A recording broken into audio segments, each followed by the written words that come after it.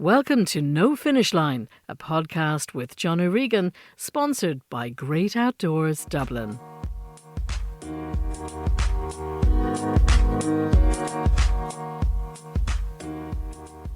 Hello and welcome back to another episode of No Finish Line podcast featuring athlete interviews and discussion on running, training, travelling and adventure. And I'm your host, John O'Regan.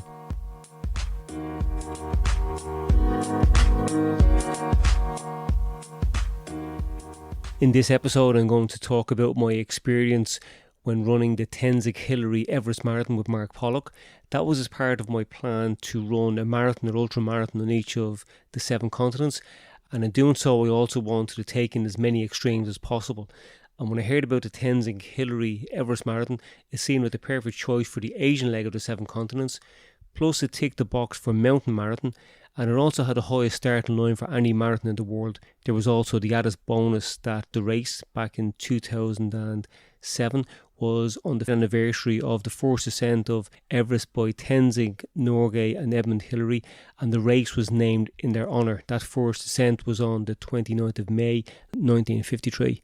I took part in this race with Mark Pollock, a blind adventurer, and I'm going to take a step back a little bit to give the background about how we came to take this one on as a team. I first met Mark Pollock when he was preparing and training for the Gobi Desert March, a multi-stage race of 250 kilometres in the Gobi Desert using a similar format to the Marathon des Sables that I had just recently completed. Now back then these races weren't as well known or popular, so I was one of the local experts, and a mutual friend introduced myself to Mark to see if I could give him a hand with his preparation and training. We became friends, and soon after he came back from his race we started doing a little bit of training together. And the following year we took part in a marathon at the North Pole.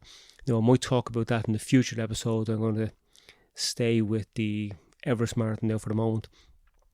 So when we returned from the North Pole Marathon, we hardly spoke for almost 2 years. But then when we made contact again, it was like it was only yesterday. I got a phone call from Mark in September 2006 after he'd heard me talking on the radio. We chatted and he asked if I could suggest or recommend any events that might suit him. And he specified that he did not want anything that involved mountains. That was because he had recently been in New Zealand to take part in the New Zealand Coast to Coast race and had a few difficulties and ended up being timed out. I made a few suggestions, and one of them was the Dead Sea Ultramarathon, which has the lowest finishing point for a marathon, and that was one that was originally of interest to me, but I changed my mind when I heard about the Everest race. So Mark seemed interested in that one as it's mostly run on roads, and for the most part it's downhill, which back then we didn't know that. Because we were both relatively new to running, we didn't realise that a downhill race can actually be quite challenging, but it's something you don't forget when you've experienced running for 50 kilometres downhill. I then told Mark about my own plan to take part in the Everest Marathon, which had the highest starting point for a marathon, and he went from definitely no mountains to thinking, how about we do the lowest and the highest races back to back? In less than 10 minutes, he went from never wanting to set foot in the mountain again to going to the Himalayas and running a marathon from Everest Base Camp. So that's Mark all over. Now it sounded like a good idea, but there were less than 3 weeks apart, and that didn't allow us a lot of time to train, as each race was different and would require a different approach to the training plan, as the two events were worlds apart. The Dead Sea Ultra, which started in the Jordanian capital of Amman, was at 900 metres above sea level, and was more or less a road race that takes you through the Syrian-African Rift Valley and finishes 400 metres below sea level at the Dead Sea. So when you think about it, that's almost 1,300 metres of downhill over 50 kilometres. Now, although it was an ultra, it was at the lower end of the scale with the distance of 50k, so we decided to treat this race as a training run in the build-up to Everest. We followed our usual marathon training regime, and I'd meet Mark a few times per week in Trinity College, and we'd run around the inner perimeter before we would both start work. And at least once a week I'd meet Mark and we'd run from the city centre to Leixlip, which was a distance of 18 kilometres, and then I'd drive him home. So we trained together as often as possible, and Mark would supplement his training with sessions on a treadmill in his local gym. Because the Everest trip would take so long, we decided to rush the trip to Jordan and make it as time economical as possible. This meant flying to Jordan after work on a Wednesday evening to arrive in Amman just in time for the pasta party on Thursday evening, and then the race on Friday morning. Arriving into Amman, we discovered that Mark's bags hadn't arrived. We had a delay with a connecting flight in Oman, which meant changing planes, having to go through security checks twice. So I'm guessing that that's when the bags went missing. This had happened to me before, so because of that, I always make sure to wear my race shoes when travelling and carry my racing kit as much as possible in my hand luggage. And that's what we both did. But there's certain items you can't carry in your luggage, including energy gels. Now, you suppose you can carry a certain amount of them, but there were a lot of restrictions back then. So we decided that anything that was going to be suspect, we would leave inside our checked in luggage. And there was also the runner's essential tub of Vaseline that Mark had in his bag, and that was in the bag that was missing. We were told that we'd have the bag tomorrow, but because of our tight schedule, we weren't overly confident of it arriving on time. And I think we had just enough to get by. Well, at least we thought we had anyway. The registration for that race started at 5 in the morning, and the race itself started at 7. It was very cold, but we knew how hot it was going to get. So rather than wearing warmer clothing, we decided to suffer for the short while before at the start and just wear our shorts and t-shirt. The race then started, went mostly downhill on a closed road, and as I said earlier, although the downhill sounds easier than running uphill, it isn't. The downward movement means you are basically braking on each footstep to prevent yourself from falling, and this shock is absorbed in your quads, which are the muscles at the front of your legs. And after a few miles, the effects becomes clear, and your legs can feel very, very weak and not able to control your descent as much as you needed to. As we left the city limits, the sun came up, and although we were running on a road, we were running through a desert, so it got very, very hot.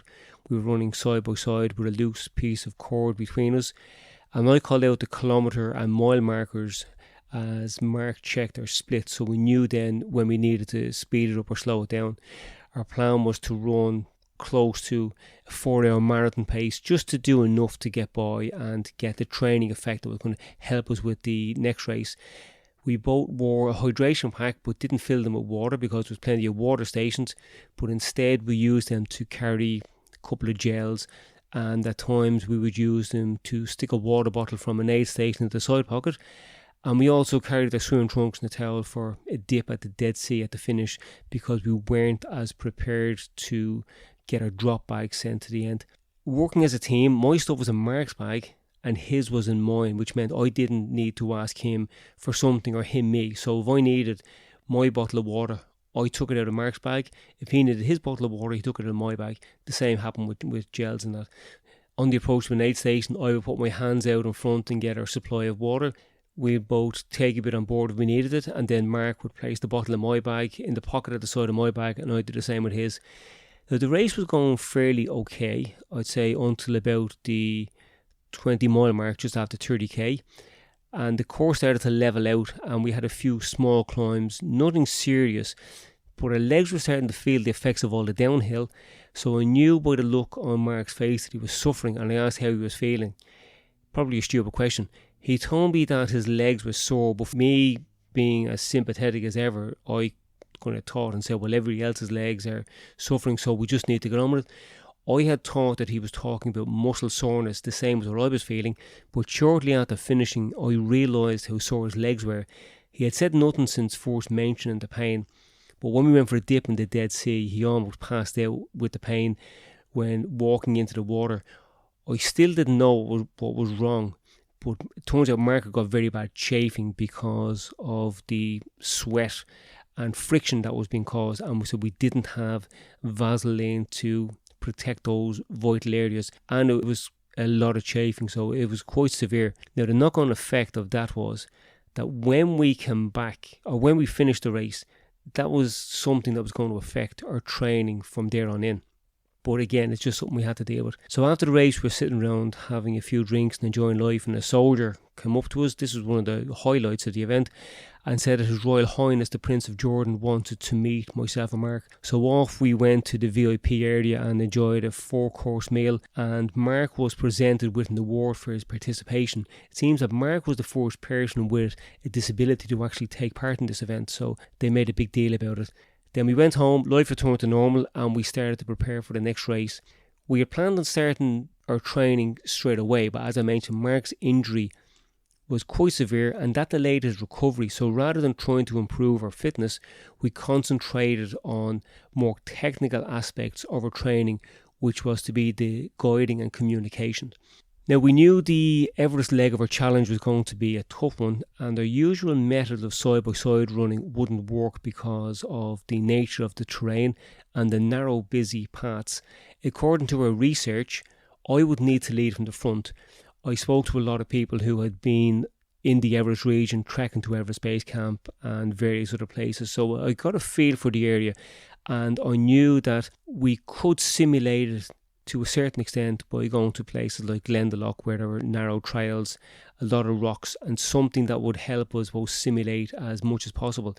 So we came up with a system and practice in the Wicklow Mountains on the rocky zigzag paths beyond the miners' village in Glendalough, if you're familiar with that. And during the first session, I asked Mark's girlfriend, Simon, to take a turn at guiding me using this new system, so I would have some idea of how it felt, and also it gave me an idea of what was expected from a guide. I knew Simon quite well, and the surroundings were very familiar, as I'd spent a lot of time in Glendalough, very, very familiar with the place. But when I put on the blindfold, I could have been anywhere, and within a few steps, I lost my trust in someone who was a very experienced guide, who I knew for quite a while, and who I would have trusted. So I learned a lot from that session and didn't realise how beneficial it was until we actually started out on our journey to Everest Base Camp. Now, as I said, the two events were worlds apart, and the ease with which we completed the first race gave us a false sense of security going into the second. When we arrived in Kathmandu, it was an amazing experience. It must have been quite overwhelming for Mark. It was noisy, smelly, and very, very busy, with a constant tooting of horns and shouting. We met with the local media who were waiting for us to appear, as they thought it unbelievable that we would attempt such a challenge. But to me, it was just the Asian leg of my 7 continents, and for Mark, it was a reason to train. When we signed up for the race initially, the organisers didn't tell us we couldn't do it, but they were more or less telling us why we probably shouldn't. And I suppose the more that they were telling us why we shouldn't, that in some ways was making it more exciting to us and more of a challenge, and that was attracting us even more. So what they were saying was having the opposite effect on us. It made us more want to actually go there. Neither of us thought it was a big deal, but that was something that was to change very, very quickly when we actually arrived into the mountains. So after the succession of interviews when we arrived and a photo session, we were brought to our hotel, the Kathmandu guest house in downtown Thamel. And parts of Thamel seemed familiar from Michael Palin's Himalaya, but it was still very different looking at it through the windscreen of a car being driven through the narrow streets with a horn. It was very clammy in the car, and opening the window seemed to make it even hotter, even though it was late in the evening. So we checked in as quickly as possible and were spoiled from the start with our bags being brought directly to the room, and without wasting any time we set out to explore the neighbourhood and stock up on water and get something to eat. A few days after arriving at the Kathmandu, we departed for Lukla, which is a small airport in the mountains, and the starting point of a 14-day trek to Everest Base Camp and the start of a race. Now, unlike a regular marathon, which you've no guarantee of finishing, with a race like this, there was no guarantee that you'd actually start. As you're making your way towards Everest Base Camp, there are regular checks to see if any members of the expedition are suffering from the effects of altitude or having any sickness or high blood pressure. And if that was the case, was something you couldn't control, you were sent back down to a lower altitude. You were just deemed unfit to complete the race.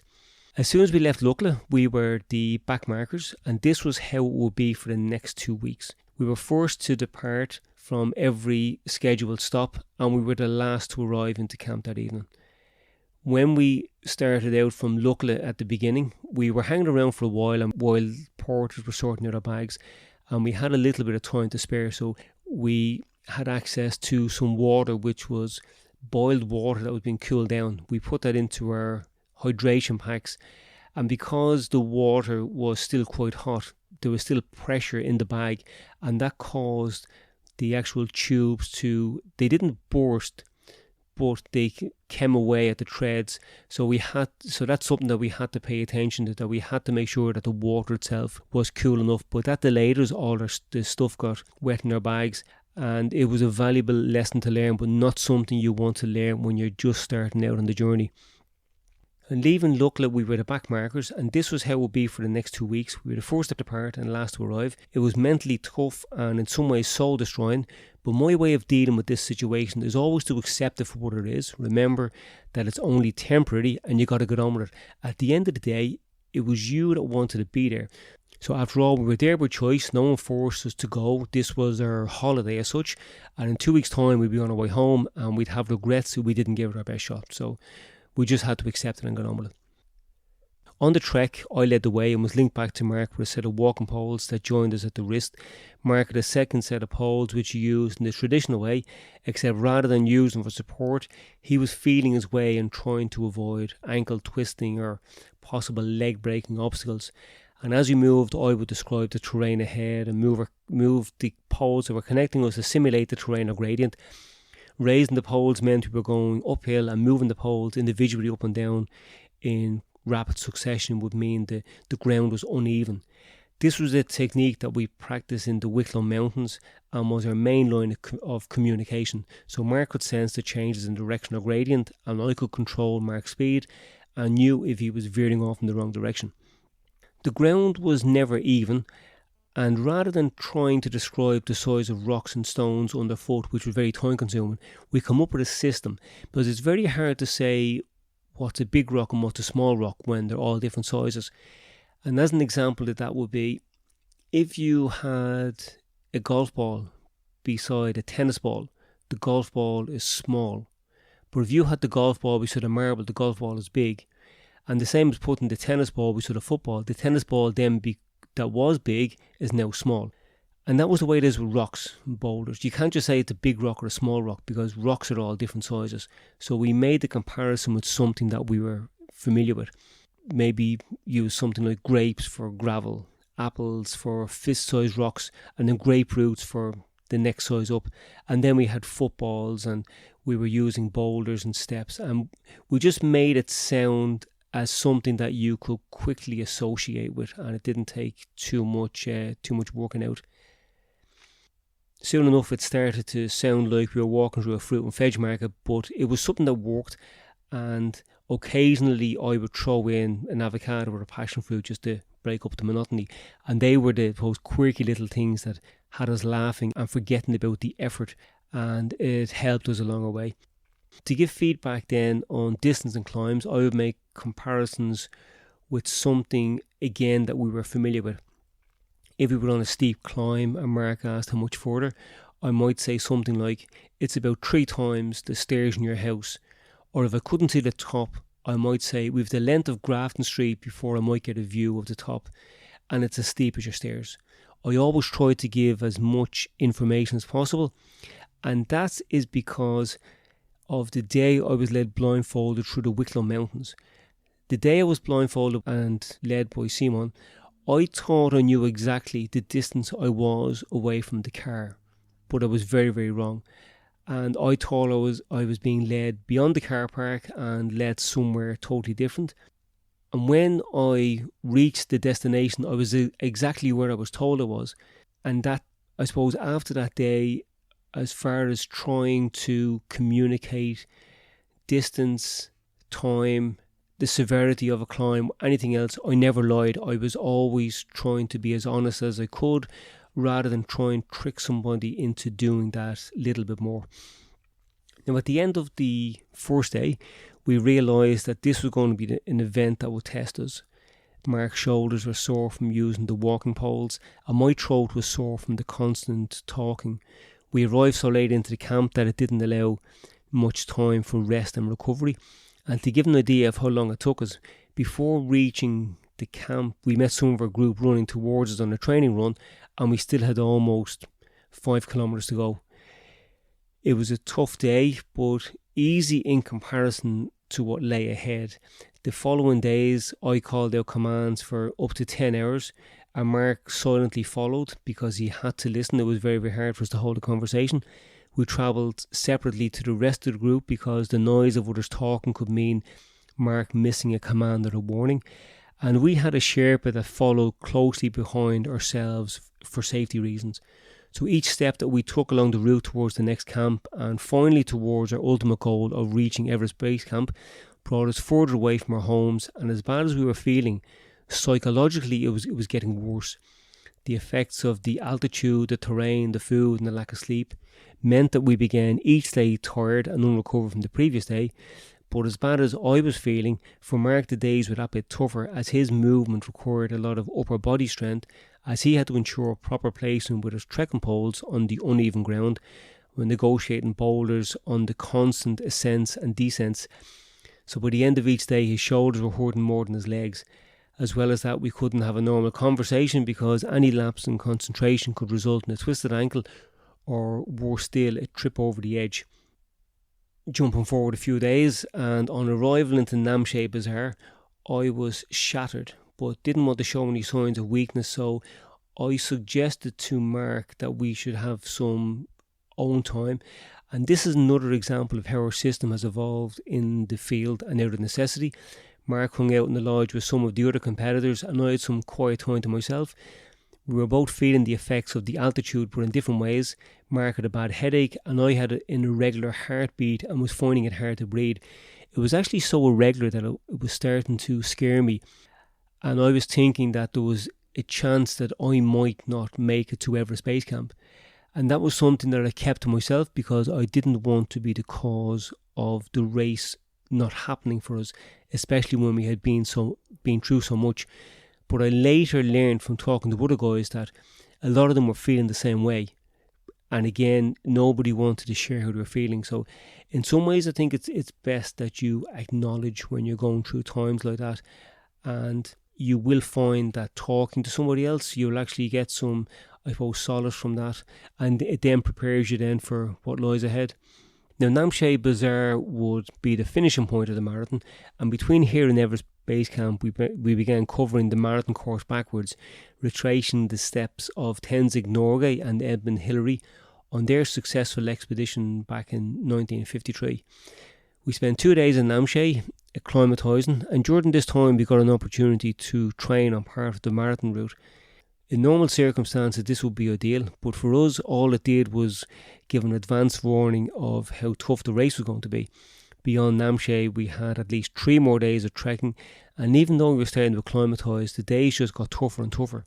I can't recall any sections that were level enough to give me a break from talking, as I constantly had to relay information of what lay ahead back to Mark, and for Mark there was just no let up. It seemed like a never-ending series of stone steps, and if they weren't going up, they were going down, and I can only imagine what it must have been like for the Everest climbers having to deal with this after 2 months in the mountains. So to avoid any falls, we stayed very close together on the descents, with Mark being less than 1 metre behind. I was using a trail shoe with a new lacing system, using a flexible wire lace which was tightened by a wheel at the back of the heel, and because of our closeness, my heel was constantly scraping off the riser at the back of the stone steps. Eventually it gave way, and I'm guessing some grit got into the mechanism, but whatever happened, the mechanism was finished, it just wouldn't work.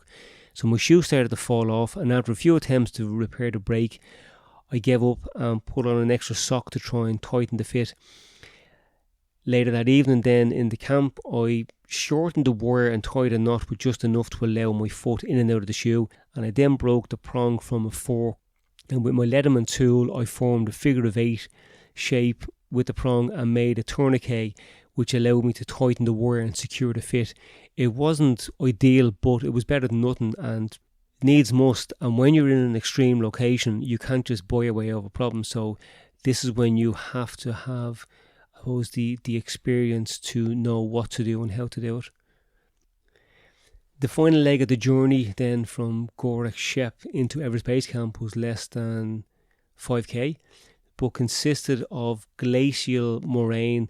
Moraine is basically boulders of different shapes and sizes, and this lined our path like an avalanche off the mountain. Mark was dreading this section since we first heard about it, but I chose to ignore it until it happened, rather than worrying about something that I couldn't change. And I decided that it was best to just focus on the steps that lay ahead of me on that particular section that I was on at the moment, rather than thinking too far ahead. So as far as I'm concerned, there's no point in worrying about something you can't do anything about, and it will be time enough to worry about it on the day. No point in getting stressed out over it 2 days beforehand. Some of the boulders were as big as houses, and a wrong move or loss of balance would mean sliding into a cavern formed where 3 or more boulders meet, and that's something that we didn't want to happen. The climbing season was coming close to an end, and base camp was starting to empty, and it looked a mess with the remains of previous expeditions. And because we were almost last to arrive, we were seeing everything that was there. So it wasn't the prettiest of places at that time. We had a few days in base camp, and they felt very, very long and cold, with nothing to do except sit around or take the same photographs again. We were anxious to leave base camp, but when our time came, I'd have been happy enough to stay for a few more days, or at least until the sun came up. We knew it was going to be a tough race, but didn't know how tough. Like, after all, we did manage to get there, so that meant that we would have a good chance of actually being successful with getting back to Namche, even if it was going to take us twice as long as everyone else. Our last morning in base camp started very early, and we had to decide quite quickly what we would send back to Namche, as the porters were starting on the descent and wanted to get a head start in the trail. It's a very busy trail, and just like back home, there's always a few that like to get ahead of the rush hour and avoid any traffic jams. It was after sunrise when we got out of the tents, but because of our location, it would still be a while before the sun climbed over the peaks. So we were still in the shadows of Everest and sitting around in the remains of the camp without any luxuries. We didn't have our down jackets or long warmer trousers. All that had to be given to the porters as we were leaving. So we had quite a while sitting around, well, it seemed like quite a while sitting around trying to keep ourselves warm before the race actually started. I can remember Mark was using the stainless steel mug to warm his toes before putting his trekking shoes on, and we delayed putting them on for as long as possible. The race started with a shout rather than a gun for obvious reasons at 7 a.m. on the morning of May 29th, just as the sun appeared over the mountains. Mark and myself are both very competitive, but unlike other races, we were now in a different league, and for this race we could forget about the other runners, as today we were competing against the terrain, the environment, the altitude, and anything else the Himalaya could throw at us. I watched as the other runners hopped, skipped and jumped across the moraine, as we settled by default as the backmarkers. 1 hour and less than 2 kilometres later, just outside Everest Base Camp, we stopped to compose ourselves. It was frustrating, as it was impossible to get into any kind of a rhythm. 25 more miles of that, maybe if the start had been a little bit easier, it would have made such a big difference. But the time and effort it took us to cover that first section had us hitting the wall at the start of the race. Our only saving grace was the fact that we both dug deep before, and we both knew we could depend on each other. The experience that we had gained from completing an 80-kilometre stage of the Marathon des Sables, the Gobi Desert March, had prepared us mentally, so we marched on as fast as the terrain allowed, with me calling out the commands and Mark listening for the guidance and feeling the way with his trekking poles. Our first checkpoint was at Gorak Shep, the original base camp for Everest expeditions, and 5 kilometres from the start. Unexpectedly, all the water was gone, so we continued onwards and upwards towards Le Boucher to yet again another empty checkpoint at 10k. We were now out of water, but luckily enough, the trail is so well used that you're never too far from a lodge or tea house, so it's possible to buy water. Heading towards the third checkpoint at 15k, we crossed a plateau with memorials dedicated to climbers who had died while climbing in the region, and more than likely had died on Everest. So passing through this quaint, eerie section, we begin a tough descent on steep, uneven boulders, zigzagging towards Thukla, before crossing a narrow bridge and contouring a valley towards the village of Dingboche. The terrain here was quite even, but it begins to snow, and by the time we reach Dingboche, we're shivering with the cold. We've been on our feet for 8 hours and have covered less than half the distance. Plus, we were in the mountains. There was always the temptation to stop, but we know that we must keep going and make a compromise to eventually stop without sitting, and the locals look on in amusement as we have a quick snack, and then it's onwards towards the next checkpoint, which is in a small village called Perichet. That next section brings us along a narrow path with steep edges falling down into the river valley, and although not technically difficult, it was one of the most dangerous parts of the race for us. Progress was slow, as I constantly have to stop and talk Mark through the following movements to ensure there's no mistake, because if we had a slip along this section, we weren't going to get any second chances. There wasn't a hope.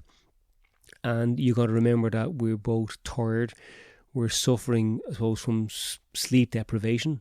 We're hungry, and we want to get off that mountain quickly. So we want to move quickly, but we know we can't. We have to really plan our movements along this area.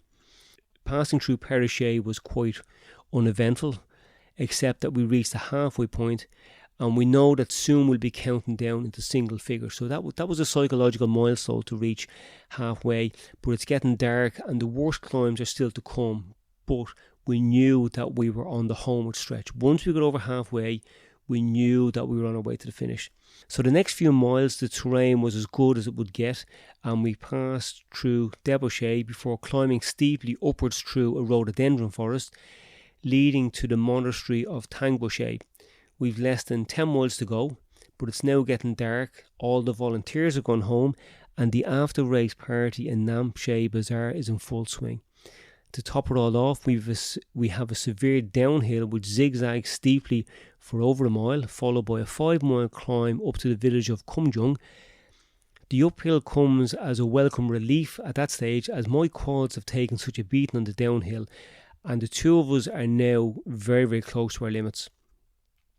On the final approach into Namche Bazaar, Mark lost consciousness and stumbles over the edge of a steep slope. My guiding poles delayed his fall, and the Sherpa that was allocated to stay with us manages to lunge forward and grabs Mark's ankle. Mark was unaware of what had happened, and for the next hour I was shouting back questions to ensure he was still awake. Just simple stuff like, what's your phone number, what's your date of birth, what's our distance in kilometres, what's the last checkpoint we've come through, where are we heading to, and just stuff to kind of keep the brain stimulated. And that's something that I have used on occasion in races since then, just to, I suppose, stimulate yourself mentally to keep yourself awake. 16 hours later, we arrive at the finish line, exhausted and joint last, and this has to be the toughest thing I've ever done. I still say it now. That was back in 2007. It's now 2020. And that is the toughest thing I've ever done. We went to Nepal to compete against the other competitors, but ended up competing against the situation that we were now in. We were competing against the environment and everything it had to throw at us. It became a race for survival and a test of endurance rather than athletic ability, and we won. A lot of people questioned our sanity before we announced this race, and before it was planned, Mark had assured me that he would never set foot on the mountain again. But I think we have proven that if you want to do something and are willing to put the time and effort in, you will succeed. Mark's only concern before entering this race was, is there a cut-off time, as there was in some other races? And that was the only thing that would have stopped Mark, I think, from taking part. If there was a cut-off time, that meant that we would have been timed out rather than being allowed to actually get to the finish line.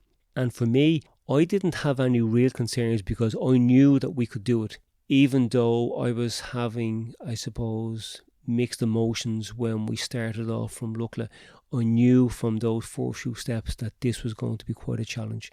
But as I've said before, this is endurance. You've got to endure it, and nothing lasts forever. If you enjoyed this or any of the other podcasts, you might consider subscribing wherever you listen and leaving a review on Apple Podcasts.